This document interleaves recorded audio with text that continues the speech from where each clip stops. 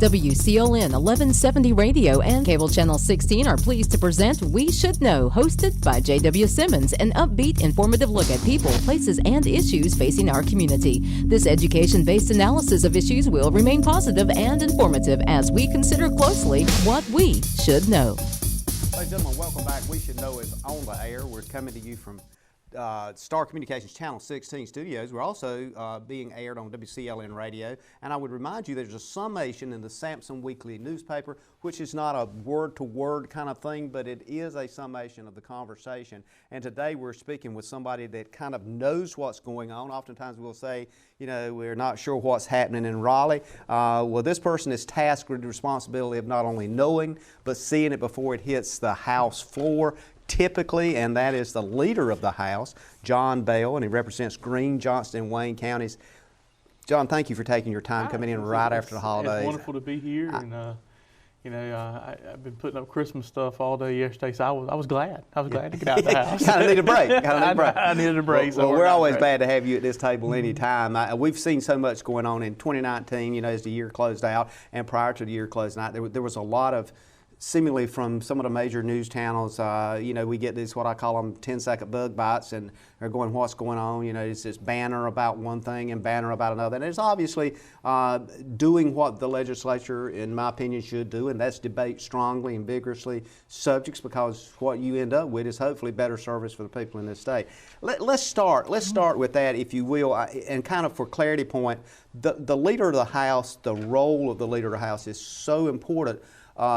I kind of see it as the clearing basket for everything that comes through, comes through you, particularly as it relates to the agendas of a lot of the more conservative agendas in the legislature. Is that? Yeah, you know, this year has been a long year as far as session. It's actually been the longest long session of my tenure over the last 8 years there in Raleigh.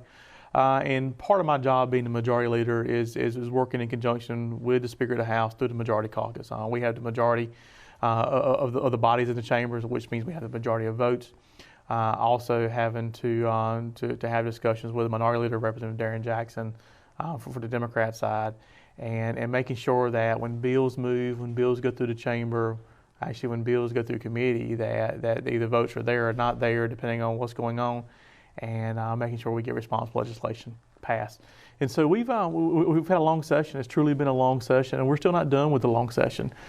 So we adjourned right before Thanksgiving, give people a break. We'll come back in on January the 14th, hopefully be there a couple of days, and then we'll adjourn after that one. Of course, the way our system works, in North Carolina, we always have a start date, but we never have an end date. So regardless of what happens when we go back into session, the end of the long session we'll end in the middle of May, because then we go into the short session. Hopefully that will be a lot shorter session. But we've had a long session. We've been in Raleigh a lot of good things have happened. Mm-hmm. Some controversial, but majority a lot of good things, a lot of good ideas. And then, you know, happy as we move forward. You know, filing ended on December 20th, so we know who's running for what seats all across the state. And the makeup of the General Assembly is going to be really different coming into the next session, because we have a lot of people that have been in politics on both sides of the aisle for a very long time, have chosen to retire. So there'll be a lot of new faces in North Carolina. You know, one of the things you and I have talked about off air and some on air the last time you were here as well, is trying to get a kind of a ground level understanding of what's going on in the General Assembly. And for those folks out there listening, this is a tremendous amount of information that you process through, and it's a tremendous amount of information for both the House and the Senate to agree on, because we have to understand that, you know, the bill originates, it may end up going through the House, it might not make it through the Senate, or it may be sent back for adjustments, all that mediation. But at the end of the day, all this process is done by people like yourself and others, many of which have jobs, and and people don't understand. I'm thinking, you know, sometimes I talk to folks like you, and a lot of times they're on the road 2:30, 3 o'clock in the morning trying to get to a location, or they're trying to go somewhere to see people like me to talk about some of this stuff. So I want people to kind of appreciate the amount of time that folks like you and others put in, no matter what party it is. That amount of time is there. It's a huge dedication. It's a lot of time commitment. But you know, at the end of the day, it's an honor to serve. I thoroughly enjoy serving the people of House District 10. Each one of us in the House represent around 80,000 people, a little more, a little less. And for you to get elected and to have the people put their faith in you and say, hey, go be our voice in Raleigh is a huge honor. Then when you get into Raleigh, to have your colleagues elect you to say, hey, not only do we want you to be the voice of your people back home, but also we want you to be our voice. That's huge. That's pretty huge. It's a big deal, and I take that very seriously. But we do travel a lot. I'll just give you today when we get done talking, I'm going to go work my real job in Raleigh this afternoon. And but next week I will actually I'll go from Goldsboro to Raleigh, from Raleigh to Union County, and then from Union County I will end up in Hyde County. Wow. And and that's, I wouldn't say that's a typical week, but we do a lot of traveling, working with other members, making sure that if they get issues in their area that we're handling those. And so the speaker and I laugh because we always talk about coordinating schedules, but there's been a lot of times I've called him and I've been in the western part of the state, and he's in the eastern part of the state, and I live in Goldsboro, and he lives in Kings Mountain. And it's kind of like, we really messed this up here. Yeah, exactly. At some point along the way, while you handle this, I'll handle this. But it's important for both of us to crisscross the state, and especially with the campaign season coming up in elections, we'll be doing that a lot across the state over the last year. But it is a lot of time and effort and energy, but it's definitely worth it. When you look at some of the things we've accomplished, especially being, if you look at a map of North Carolina and you take Interstate 95, it runs right through the middle of our state, and really what we say is east of 95 is eastern North Carolina. There are more representatives, more senators, which means more voices, more votes in Wake County and Mecklenburg County than we have from 95 east. Wow. And people need to let that sink in for a little bit, that there's actually more representation in 2 counties than we have in eastern North Carolina. So we have to work together. There is no doubt. Republicans, Democrats, we have to work across the aisle and across the chamber to make sure that our folks are represented properly. And when you look at this budget and a lot of legislation that's passed this last year, it's been very good for rural North Carolina. We actually have one more session, this next upcoming session. We'll go through the elections after November. We'll go into Raleigh, and we'll have 2 years. And that will be the last session ever in North Carolina where the majority of representation comes from rural North Carolina. When we redistrict in 2022, because of the census, you will actually have more representatives from urban North Carolina than rural North Carolina. And so for a lot of us in rural areas, that's scary. We view transportation different. Yeah. We view, transportation for them and people in urban areas is congestion. Absolutely. For us, it's connectivity. We look at the nuisance lawsuits that have happened to our hog industry. Absolutely. That's concerning because people living in downtown Raleigh don't understand our way of life, and in Wayne and Duplin and Sampson counties. And so we have different issues. That's why it's so important for us to build the coalitions in rural communities in eastern North Carolina and some in central North Carolina, but also in western North Carolina, and be able to lobby our voice. That way we can make sure that rural North Carolina is represented well. That's a bit foreboding when you think about it, though, with the way the orientation's going, because it kind of makes folks think, are we really going to have as strong a voice as we need? The advantage we got, though, we've got you as the leader in the House, which tells me that you serve on all the committees, basically. There's not a committee you're not on. Committees, and then of course, you've got my good friend in the House, Representative Jimmy Dixon, which is right next door. You've got Senator Brent Jackson, who represents right here. We've got a new senator that's really come on strong in our area, Senator Perry. Out of Kinston, represents Kinston, Lenore. William Brisson is of course. You got William Brisson has been there for 15 to 20 years. And basically knows everybody. And so we're very blessed to have strong and tenured leadership. And what we have to do is that as we continue to look into the sessions to come, to make sure that we have those strong voices in Raleigh. Those overall things that you just talked about is important for folks to understand, because once that dialogue, that debate occurs, once that bill actually gets into what I call on the playing field, the ball is being tossed, it becomes important then for folks to have a gravity and understanding of how it impacts the average citizen at the crossroads, I often say, in eastern North Carolina or in Kings Mountain or wherever it may be. And that's what people sometimes, I think, they see a lot of the issues. They see a lot of the dust moving, and they're going, why don't they just draw a line and say, and it's not that simple. Right now, you're going to see where there were, I don't know, 1,200, maybe 1,300 bills filed in the House. Then you probably got another 1,000 in the Senate. But only very few become law. And there's a committee process they have to go through. Then you have to get floor votes. Then it goes to the opposite chamber and goes through the same process again. But you're looking at 170 people, 120 in the House, 50 in the Senate, and then a governor that touches these pieces of legislation before it becomes law.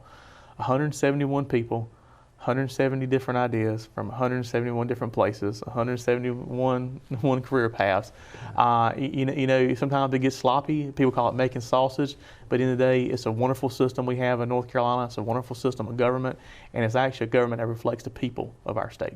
And for all the individuals, Fred, John, Susan, and James out there that say, well, what is going on? We don't have any control over that. They are the people that send these people that ultimately either push a bill forward or attempt to get a bill passed or vote yes or no on the bill. They're the people, unlike a lot of governments throughout the world, they're the people that actually sends those folks up there. And so it's a wonderful process. It is when it works. It is when it works. But I'm very transparent and I'm very visible in our community.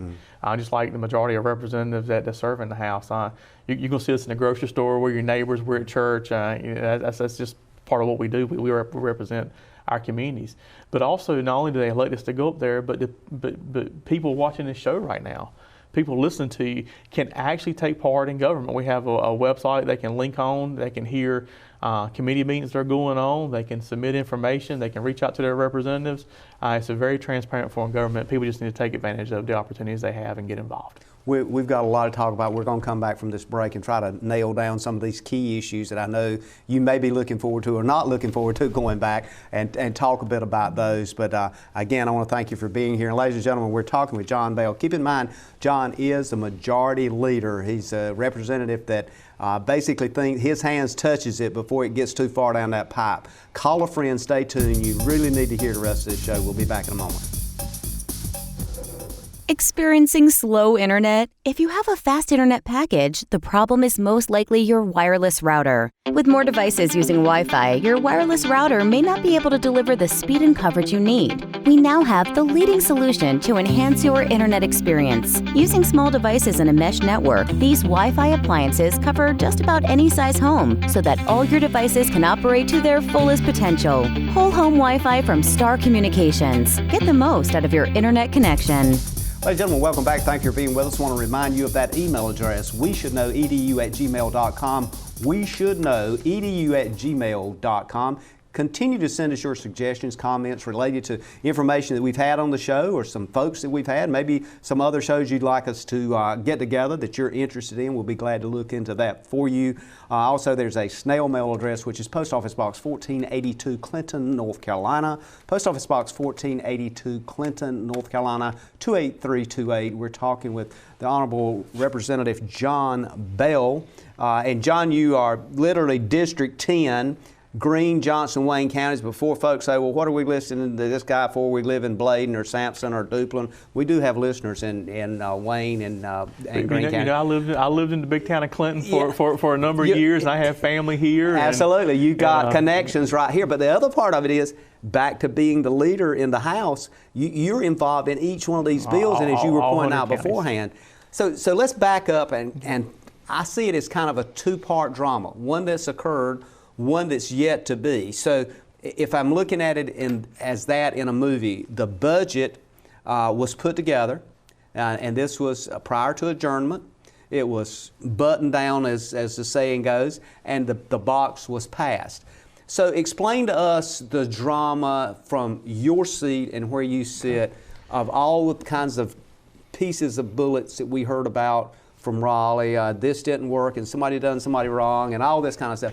Give us the full run on that. I'm happy to do that. So the General Assembly, the House and the Senate, by North Carolina Constitution, is our constitutional duty to submit and pass a budget here in the state of North Carolina. The governor does not have that authority. The governor can give recommendations for a budget, but it's our job to pass the budget. The way our system is set up in North Carolina, the General Assembly is I would say, the stronger branch of government because we have the power of the person, and we have more constitutional authority than the other branches. So we come into a long session starting in January. At that point in time, we're already starting working with the budget. Meeting with the House and the Senate, meeting with the House and the Senate to kind of get a number. We start with a number. What's our spending going to look like? What are our revenue projections coming in? And so this year's budget is a little over $24 billion. Our state continues to grow. Our economy continues to grow. We're one of the fastest growing states in the country. People are moving into our state. If you want to see how fast our state's growing, drive down Highway 42 in Johnston County. It's absolutely amazing. Johnston County is averaging over 300 new residents a month. So we have a lot of people wanting to be here in North Carolina. And that's proximity to Wake, so therefore... Correct. So do you see that, before we continue on that path, do you see that trickle-down effect also moving toward the northern part of Sampson and other counties? It's already started. Yes. You can look into the northern part of Wayne County where I live, and you can see the trickle starting to come in there. If you go into Wilson, you can see it's starting to come down towards Fayetteville. It's growing. And then of course Wilmington is another population center. It's moving up. Exactly. And so a lot of growth here in our state, which is a good thing, but also causes some issues with infrastructure and those type of issues, which is what we addressed in the budget. We put forth the $24 billion budget. It went through subcommittees, went through House Appropriations, went through the whole gamut there. All 120 members of the House had a chance to take a look at it, run amendments, etc. Once we passed our House version recommended of the budget, we sent it to the Senate. They did the exact same thing. They went through the whole process, gutted our portions they didn't like, put their stuff in, went through the whole entire process there. They voted it out. 50 members of the Senate had a chance to participate in that budget process. And then it comes back to the House for what we call a concurrence vote. Of course, we didn't agree with the Senate's budget. We never do. They never agree with ours. So we voted not to concur. They voted not to concur, which means at this point in time, the Speaker and the President Pro Tem of the Senate put together conferees, and they start working out the differences within two budgets. These are the bumps that nobody agreed on. They might have agreed on 80% of it, Correct. 10 or 20% they didn't. Correct. And normally, our what we call our area chairs, which would be your agriculture, health and human services, education, transportation, they're already talking with the Senate through this process. So we know where the sticking points are. And they got a plan B a lot of times already. And they get bumped up to what we call the big chairs, which is where Senator Brent Jackson is the senior appropriations chair in the Senate, and William Brisson's the appropriations chair, a big appropriations chair in the House. And so they're already working through these, and if they can't come to agreement, then it goes to what we call the corner office, which is the Speaker and the President Pro Tem. And all this so that individual person that's listening to this show, all this so their voice is heard. Correct. It's about a 6 to 7 month process. So it's not enough. Then as we're moving through this, April 15th kicks in, which is the tax deadline. So we know about towards the end of April, 1st of May, we actually know what real revenue numbers are going to look like, and that's why you see the surpluses come out later than the budget comes out. So as they're going through all this process of negotiating and working through issues, and also we have to look at concerns. We had a number of Democrat members that says, "Hey, I've got these concerns in my area. Can you add them to the budget? And I'm gonna vote with you on the budget." And so we have those political conversations as well. And then once we get a final product, it goes back to the House and the Senate for a vote again. So we vote to concur or not to concur. The House voted to concur with this year's budget. Sent it to the Senate. The Senate voted to concur. At that point in time, it goes to the governor.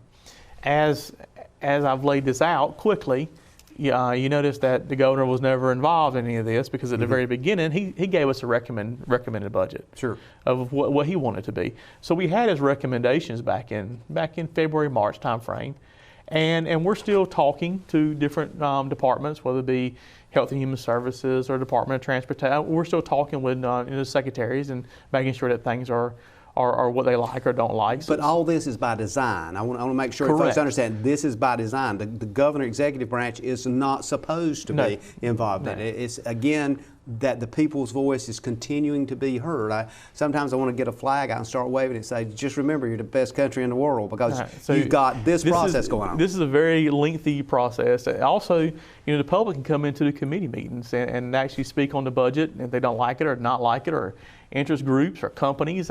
People come in all the time and do that. And so once we get to the product, we actually have a budget. And then once it's voted on, it gets sent to the governor. This year, the governor looked at the budget, which is unfortunately like he's done for the last 3 years, and said, "I don't like it, I'm going to veto it." At that point in time, the budget then goes back to the House and the Senate to see if we can override. I want to stop right there because this is something that we did a couple years ago, which I was glad we did this, but I didn't realize how big it was going to be until what we're dealing with today with the budget standoff. About 3 years ago, we passed a provision in our budget that said if we cannot come to an agreed upon budget by the end of the fiscal year, the budget would carry forward under the old budget guidelines. So what's happened now is people say you don't have a budget. Actually, we do have a budget. It's the same one you did have. We have a really good budget, and that money has carried forward into this next budget cycle. And so we're operating right now under the 2018-2019 budget, I believe. It's carried in now, and so we do have operating budget. You know, some of our non-recurring dollars, of course, have failed to not recur because of that. But we do have a function budget. That is why we do not have a government shutdown here in North Carolina, like they have in Washington and other places before. Absolutely. So that's a really good thing for the people. Yeah. That way our schools can continue to operate, our government, because there's expectations. People, when the services the state provides, they expect the services to be there. This way there'll be no disruption of services. So unlike Washington where they start blocking stuff off and say you can't come in here. So we don't have a government shutdown. So that's great for us. Plus we have a balanced budget. We don't carry debt forward. We don't have a $23 trillion debt and that kind of thing. That's correct. That's We have to balance our budget and keep on moving on. So now we're at where we are today. We had a budget that was passed. The governor vetoed it. In the House, since we started with the budget, we take the first shot at the override. We tried to work that out. Was unsuccessful in doing that. And we tried to see what the concerns were. We listened to the governor's concerns, listened to some of the other members' concerns. At this point in time, the governor decided to send over some recommendations that he would like to see in the budget. Of course, it's kind of what we already know that you gave it to us earlier. But anyway, he made his political statement, so we're looking through that to see what we can do. At this point in time, we do have our full revenue numbers in, so we know how big a surplus we have, which, by the way, we're one of very few states that actually has a budget surplus. A lot of other states are starting with a budget deficit. And that's with a number of hurricanes that's come through. We still have a surplus, which is huge. Correct. You're looking at, on the disaster relief side, I believe we've done 7 disaster relief budgets, somewhere around $2 billion our state has paid out. And still holding a surplus. And have I think, close to $2 billion in a rainy day reserve right now. For individuals listening, that's like saying you still got money in the bank and you've wrecked 3 cars. Pretty good. I've just got it. It's pretty good. Yeah. So we have a healthy savings account. We've budgeted wisely. We've spent wisely. But also we're a growing state, so revenues are continuing to come into our state. So we've been able to do some things that a lot of the states couldn't do. Prime example, we were the only state in the country that I know of to help our farmers out. We put $260 million in disaster relief for our farmers. Commissioner Troxler led the way for that. Absolutely. It was a good deal we put together, but no other state's been able to do that. So that really helped our farmers out in a time of need. So we've been able to do things like that because of smart budgeting. Well, now we get to the override process, and so let's go back to the structure. Failed to get the override. We put forth a series of mini budgets to try to move some of the mini budgets through. So we took pieces of the budget, did mini budgets. The governor passed some of those. Some folks call them Band-Aids. Correct, and these are things that were agreed upon, and so we went through that. And so we got to that point. Well, then it got to the point of the override and the talk controversy on September the 11th. Me as majority leader, it's my job to work with the speaker to make sure that we have people in the chamber. So I know every time that we have a vote, I know every day that people are out. I know when they're on vacations. It's my job to make sure that we manage all that. You're kind of the gatekeeper, as it were. I have to know where everybody is. And people. Exactly. So there's a couple of numbers you need to keep in mind. 65 is the number of Republicans we have. Then you got 61, which is a majority of Republicans, and you got 56, which is one more than Democrats, and then 3, which is skeleton session. And we can talk a little further about that. Yeah, we're going to take a break. When we come back, I want to kind of, I guess, cue this up. We'll go into, it's perfect time, and we'll go into what happened in the big, should I say, media explosion with the General Assembly when this whole vote got taken and it passed. Ladies and gentlemen, we'll be back in a moment. We're talking about key issues that you need to know because you are intrinsically involved in this. You come out to replace a bad sensor, and that adds a 5-year commitment to my contract, and you don't tell me? Here's your sign. Switch to the sign that's keeping homes secure and customers happy all over the area. Security from Star Communications. We pride ourselves on fair pricing and quick, friendly service every time.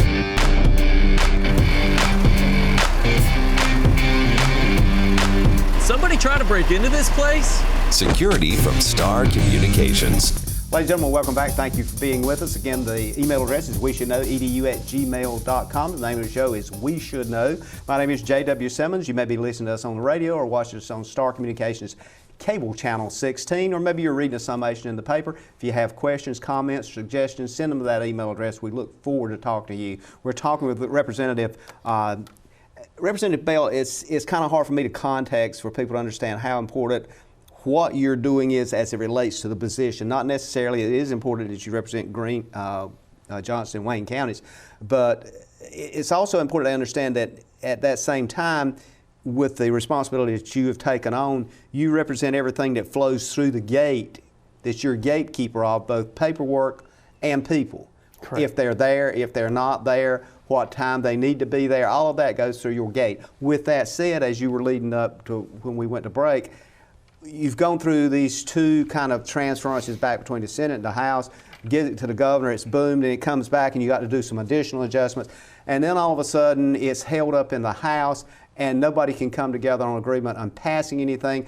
And yet the leader of the opposite party has got his people there and everything is contentious. And then all of a sudden a bill gets passed exactly by protocol, exactly by the rules of the Assembly itself, and all of a sudden it blows up on media that there's some catastrophe. You would have think that there had been some kind of bizarre that's thing. That's the hot, sexy headlines. Yeah, exactly. And next time I come, we'll get a whiteboard and we can lay it all out on a whiteboard. There you go. On how it works. But now, so we get back to September 11th, and before we went to break, I was leading up on the numbers, 56, 61, 65, and 3, and why they're so important. And so what I had to do is now we're going into August, and so it starts vacation season for a lot of people, and we've told our members that, long session we felt like would end sometime in August, so do your vacations September, October timeframe.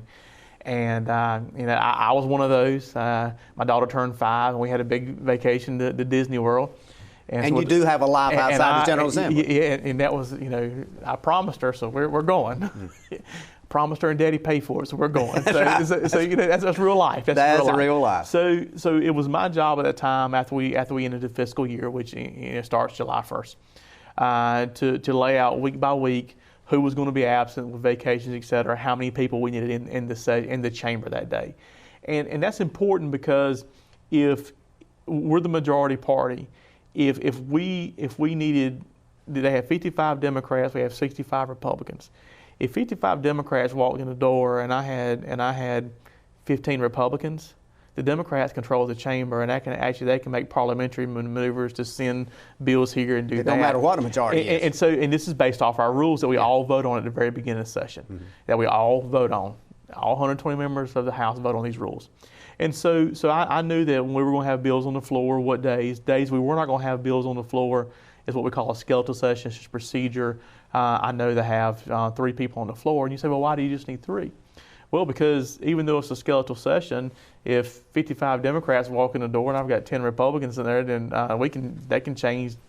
They control the chamber. Absolutely. So for parliamentary procedure moves, we had to have a certain number of people on the floor. Also, I instructed my folks that if they are on that floor that day and they are outnumbered and parliamentary moves start to happen, they're to immediately walk off the floor. And the reason why that's important is because in order to have a quorum, you have to have 61 members on that floor to conduct business. And if they walk off the floor, they don't have it. They don't have it. So, which basically shuts it down. Correct. So we had gone through all these different scenarios. I actually did it weekly. Yeah. And I had I'm old school. I had a big old desk calendar laid out. I'll bring to our caucus. You like to see it. I would have days and say, this day we need to, because I knew people had vacations and we needed to plan. So on the morning of September 11th, I'm actually in Disney World on my family vacation with my daughter. And we're in Enchanted Tales of Belle if you want to get real down to real life. Yeah. My daughter's playing Chip the teacup, and I'm trying to do what every dad does. I'm videotaping her coming through, and my phone just starts buzzing. But I'm like, what in the world is going on? As a matter of fact, I actually got ready to take a picture, and I jammed my phone up. And so I stepped out, and I literally put her and my wife on the teacups and said, let me find out what's going on. And so about that time, the speaker called me, and he said, we just overrode the budget. And I said, I'm not there. Yeah. And How did you do that? And he said he was shocked. The Speaker Moore was shocked. He said we overrode the budget. He said he didn't show up. He didn't show up.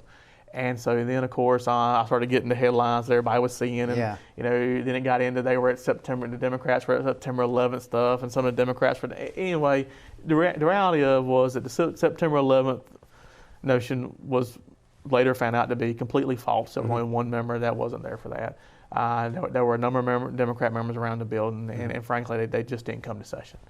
And so I don't know why. There's still all different scenarios of that. But at the end of the day is that we were there to do business. Our folks were there to do business. And I've had a reporter ask me and say, well, why was there 55 Republicans on the floor? Well, actually, it was supposed to be 56. Yeah. So somebody wasn't where they were supposed to be. Because you knew they were going to be there, and they were expected to be. That's why we have votes. And so we went through and overrode the budget. Now it brings us to where we're at today. The Senate has to override the budget for the budget to become law. And filing is now over with, so everybody sees who's running and who's not running, who has opponents, who has primary opponents. And we feel like that when we come in on January 14th, that the Senate will override the budget. And in that way, we'll have a budget here in the state of North Carolina, a new budget in the state of North Carolina. So back to that moment, though, when the folks come and the budget did get, there was override on the budget, and everybody was, blowing up your phone. Well, is that then the reason a lot of the conflict, and we saw so much drama on TV? Representative Jackson, did he shoulder, quote, the blame for all that? I mean, he was very resistant and went public with some very aggressive commentary and that there kind of. Was a lot of name calling and finger pointing and blame game. There was also people that wanted to take advantage of the moment and get their 15 minutes of fame on TV, and that's where the yelling and screaming came into. Yeah. And it's very unfortunate because I mentioned earlier that I had gone through all these different scenarios with our caucus, and I know the numbers. Remember, 61, 65, 3. Yeah. There were 55 Republicans on that floor. If the Democrats would have simply walked off the floor, there wouldn't have been a quorum and no vote would have taken place. Well, and the media even pulled in Representative Lewis, I think, in a lot of the commentary, in that you told me this or you told me that. But is that and kind of not the point? I mean, well, and Representative Lewis was back in Harnett County trying to barn tobacco. Yeah, he was not even there. He was trying to get a barn. He was on the way to come in. Again, a real job. And so the notion this was pre-planned and everything was that was true. the thing. You just nailed it. That was the thing that the folks were picking up on. That there was some kind of devious plan here. No, I told the speaker. I said, every override we've done the last 6 years, it's normally myself, the speaker, Representative Lewis, and then Representative Hardister, our whip. We're the ones that are counting and making sure everybody's in place. And two of us were out of place, and the vote happened when they just weren't on the floor. And so I encourage people to go back and you can look at you can hear the audio of that day. Mm-hmm. And of course you get the screaming, yelling part, but then it was also session recessed and came back in. And the comments that were made on the floor were a lot of them were very, very subdued that day. I actually listened to session that day, and I listened in online and listened to the comments that were made. And then, of course, the media narrative starts after that, and the explosion and the national news and all that fun stuff, which is, that's what sells newspapers and clicks and radio ads and everything. But what has happened now is that we're actually one vote away from a really good budget here in the state of North Carolina. So going forward, you feel good then after all the drama we've just talked about that the budget that you're going to bring when you go back into session. Now, this will be again, explain the difference in short session and long January session. 14th, we're still in the long session. Right. The short session will not start till middle of May, right. and that's a predetermined date. So I feel like we'll be there for a couple of days. I do feel like the Senate will override the budget. I hope they do, because it's a great budget for North Carolina. Let's talk about just here. Okay. There's over $10 million for Clinton City Schools for school construction. There's over I think it's close to 15 or so million for Sampson County Schools for school construction. All 100 counties, all school systems get a minimum of $10 million for school construction needs. In my little county, in Greene County, this is a huge deal for them. This is the biggest influx of school construction dollars they've ever seen. So it's a big deal for that. You look at the infrastructure dollars that go into our roads and highways that are happening right now. We've got orange barrels popping them up because we're moving forward. You look at our little communities that have water and sewer infrastructure needs that this budget's able to do. But then healthcare is on everybody's mind. Mm-hmm. Healthcare is a huge topic nationally, but also locally. The Brody School of Medicine puts more providers out there to stay in rural North Carolina than any other institution here in our state. A brand new Brody School of Medicine. Imagine what that would do for healthcare in Eastern North Carolina. We would actually go from having 86 slots to 120 slots of providers to put in rural North Carolina to help with healthcare. Which is critically needed. It's huge. So we're now looking at infrastructure dollars, healthcare dollars, school construction dollars, healthcare, infrastructure, education. Three huge deals that affects every single family in our state. On the grassroots level. Absolutely. In a little town of Mount Olive, here it was, they wanted to grow, the university wanted to grow. The pickle plant, which is one of the largest employer in the town, wanted to grow, but couldn't grow because the water and sewer infrastructure there was failing. Mm-hmm. Grant went in there to help them. These type of things are happening all across our state with this budget. And in my opinion, it's one of the best budgets that I've seen come through the General Assembly since I've been there. So I'm excited about the opportunity. I'm excited about the good that this budget is going to do.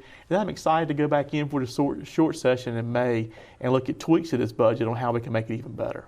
And I think I want to kind of mention too, in fact, I just got through with a conversation with superintendent here in the Sampson County Schools, Dr. Bracey, and that building process, the funds actually for school structure, capital funds, is critically important. So when we come back, I want to kind of follow up on that a bit. And also, it'll be our last segment, so I want to kind of swing in gear some other issues that you're going to be facing as you get back into the legislature. Ladies and gentlemen, we'll be back in a moment. We're talking to Representative John Bell. We're talking about key issues the legislature is facing, some of the hurdles they've already covered, and the actions they're taking on your behalf. We'll be back in a moment. To get the most out of your electronic devices, you need a strong internet connection and a protected home Wi-Fi network. You need high-speed internet from Star. Star has the fastest, most affordable high-speed internet service available for all your devices. We have no long-term contracts or high-pressure sales. Our service speaks for itself, and switching is hassle-free. We take care of everything with free installation from a local company. High-speed internet from Star. Internet at the speed of life. Ladies and gentlemen, welcome back. Thank you for being with us. Coming up on our last segment here on We Should Know, I want to remind you that you can reach us via email, weshouldknowedu@gmail, and also you can send us a card or what have you, a Post-it note or something to Post Office Box 1482, Clinton, North Carolina. The name of the show is We Should Know, and I am J.W. Simmons, and I'm fortunate to be here today and also have a friend of yours with me, Representative John Bell, and it's at District 10. He's a House leader by title, which just means, again, as we've said before, you're the gatekeeper for a lot of things in the House. We've been talking about the budget, been talking about you guys coming back. You feel pretty confident this budget that you got now is going to pass muster and that the governor will sign off on it, because historically the governor is always held up, and correct me here, the governor's always held up a problematic issue with the lack of Medicaid funding. Correct. Speak to that for us, because people see that as something that's not only, we got to have Medicaid funding, but the governor's holding up everything else. Correct. I want to have a discussion on health care in North Carolina because it's so much more than just Medicaid. Maybe we can do a whole show on that. Exactly, and that's why we believe, a lot of us believe, that look, the budget's the budget. Mm-hmm. It funds our state. You want to have a discussion on health care, let's do that. Let's do it right. Let's not Let's not speed through a bill just to say we did it. Let's actually do something that's right. Because if you look at what's happened across the country, Medicaid expansion has not worked. North Carolina right now is experiencing surpluses. When you look at places like Ohio and Virginia who are having budget deficits because their Medicaid projections were off, and their deficits are exploding. I think Ohio was near $1 billion deficit. And nobody can really give you a number on Medicaid. No, they cannot give you a future projection. No, you can't. So where I think the discussion needs to be, and this is just John Bell talking, is that we need to talk about access to care and health care affordability. Because if you're sitting around the table at home having discussions, you're not talking about Medicaid. What you're talking about is, one, how am I going to get to my doctor? Because if you're in Pamlico County, that's a long drive to get basic health care. If you're sitting there in Hyde County, where are you going for basic health care?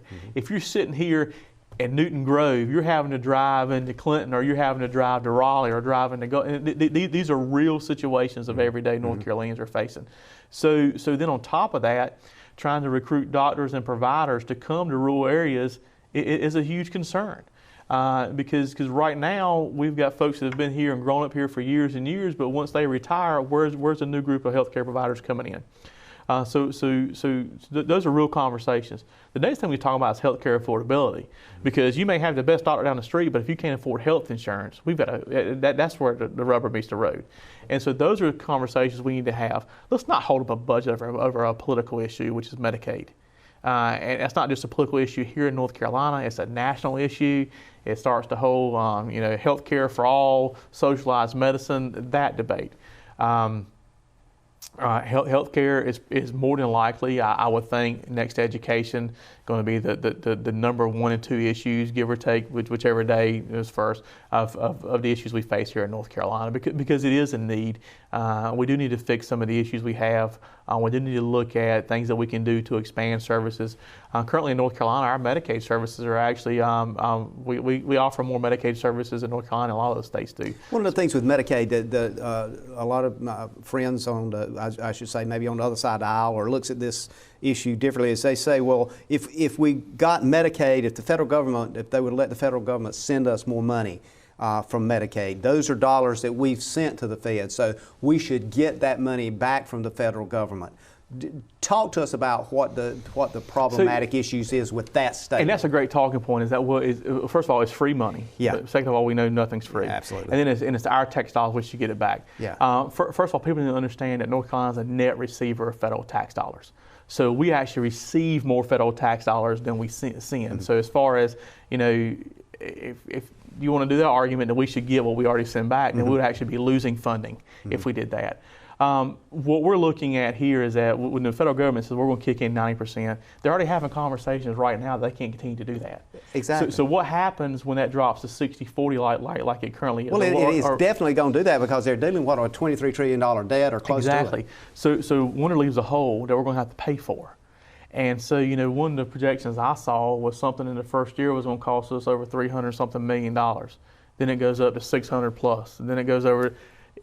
We just crushed every bit of budget surplus we have. Also, we have to find government only gets revenue from one way, and that's to take it from the people through taxes. So taxes are going to have to go up, fees are going to have to, all these things are going to have to go up in order for us to provide it. Or the alternative, which we don't want to do, is we're going to have to find areas to cut, and that can be detrimental to our state overall. So that's why these conversations need to be had, and they need to be discussed, not thrown into a political battle over a budget. And so we're hoping that when we go in January, the Senate will override. And then the House and the Senate have we've all agreed, hey, let's have the conversation on health care. Let's have that conversation. We want to have that conversation because we've done some great things already.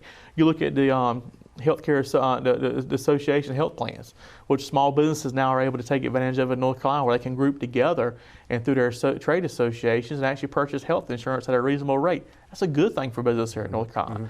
Let's look at telehealth. if you can't go into the doctor's office, you can log in your computer and actually talk to a doctor right there at your home. Take your phone and exactly. So these are things that we need to have conversations about. We're looking at the Pharmacy Benefits Management Program, what we call the PBM bill.